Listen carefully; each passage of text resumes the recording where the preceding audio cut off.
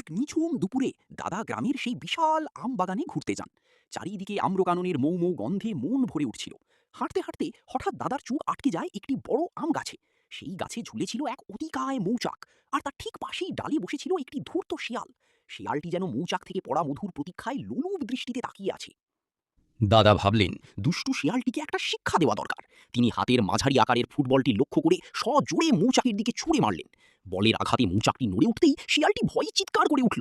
কিন্তু তখনই ঘটল এক অলৌকিক কাণ্ড। বলটি মৌচাকে লাগার সাথে সাথেই আকাশ থেকে বৃষ্টির মতো শত শত পাকা ও কাঁচা আম পড়তে শুরু করলো।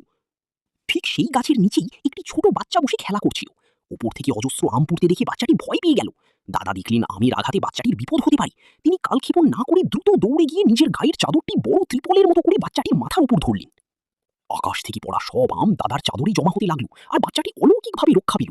দাদা বুঝলেন, নিয়ত পরিষ্কার থাকলে আল্লাহ এভাবেই মানুষকে বিপদ থেকে বাঁচান এবং পুরস্কার স্বরূপ নিয়ামত দান করেন। সবশেষে দাদা কৃতজ্ঞ চিত্তে সৃষ্টিকর্তাকে স্মরণ করলেন।